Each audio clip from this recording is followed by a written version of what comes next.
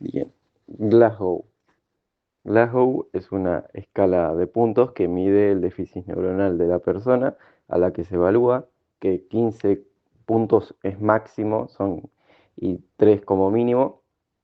Se evalúan tres cosas, que sería el ocular, que si abre los ojos vale 4 puntos, si abre los ojos cuando se le habla son 3 puntos, si abre los ojos cuando se le toca son 2 puntos, y si le hablo y lo toco y no abre los ojos es un punto.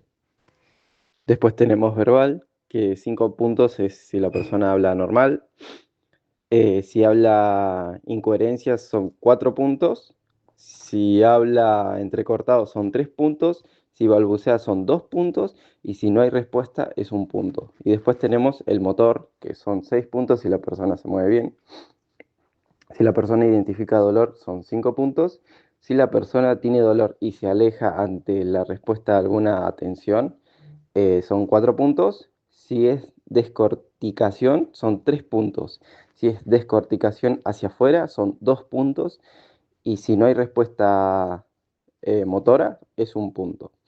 Tenemos que 15 y 12 puntos está bien. Si son 12 puntos para abajo, hay que llevarlo al hospital para una revisión. Y si son 8 puntos para abajo, hay que entubarlo y llevarlo a urgencias de inmediato. Después tenemos convulsiones. Las convulsiones no son una enfermedad, sino que es una alteración que genera espasmos involuntarios ante agentes externos o internos de nuestro cuerpo.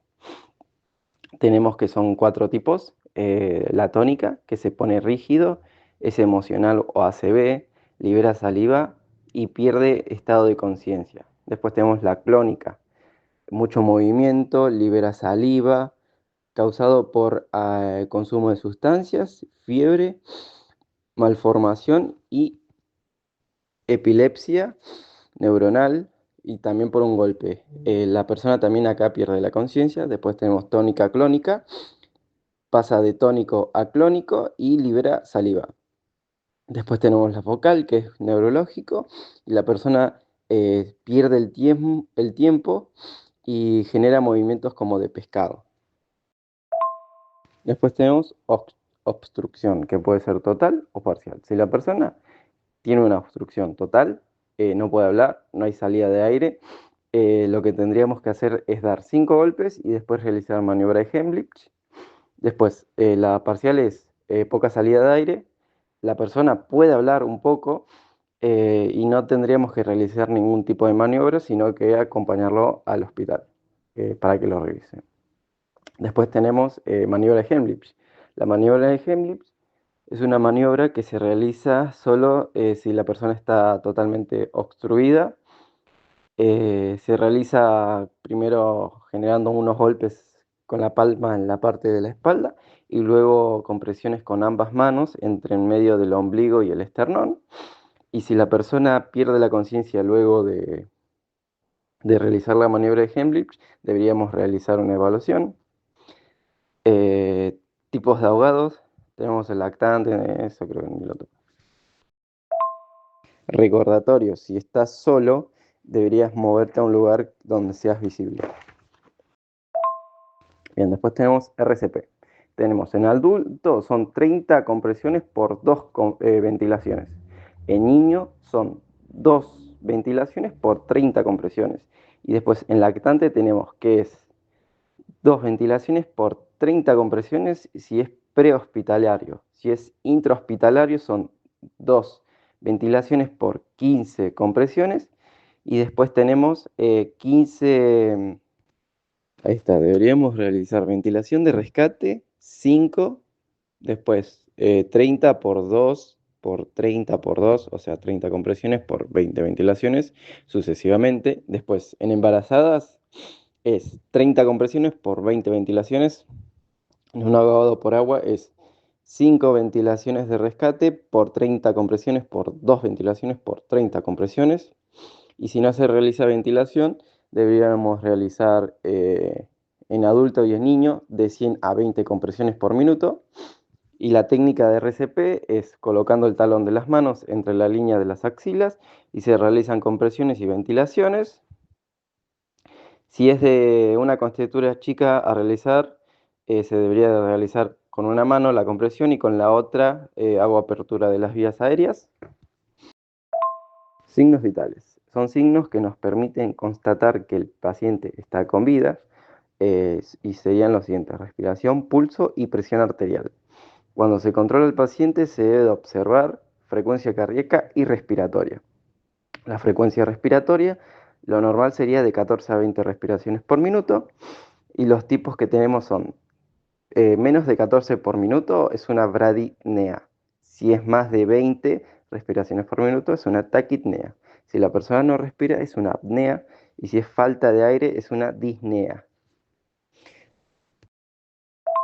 Después tenemos frecuencia cardíaca. La frecuencia cardíaca es la frecuencia del corazón, o sea, las veces que late el corazón por minuto.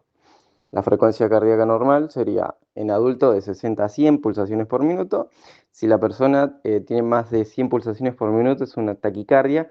Si la persona tiene menos de 60 pulsaciones por minuto es una bradicardia. Y si la persona directamente no le late el corazón es un paro cardíaco.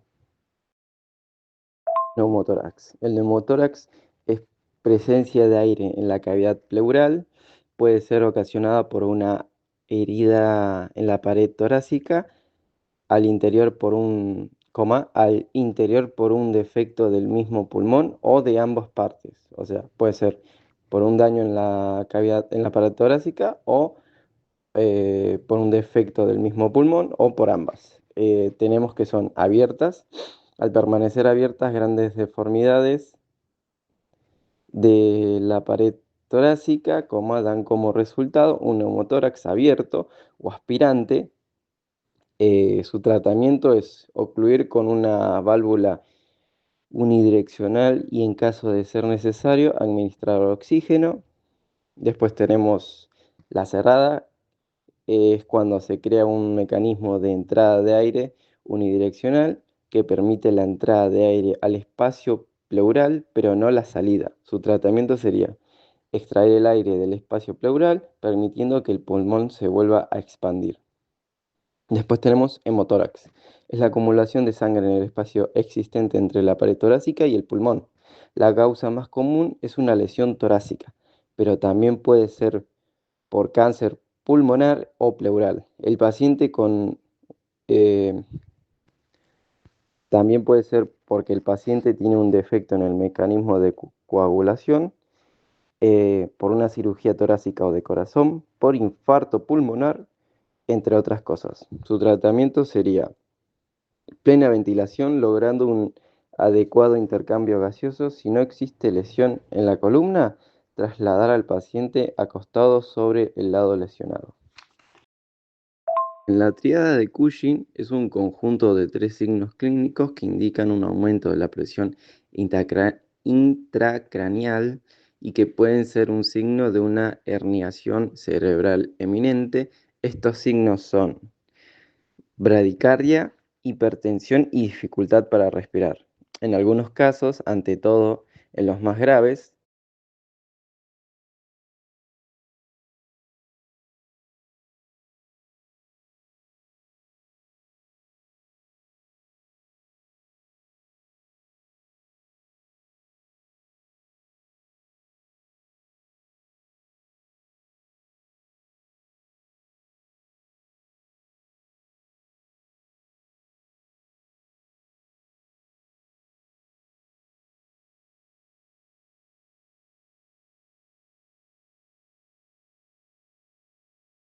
después tenemos lo de los ojos. Cualquier diferencia entre una pupila y otra nos indica que con certeza que hay una lesión en el cerebro. Tipos de lesiones. Tenemos las normales, que son isocorcas, creo que son.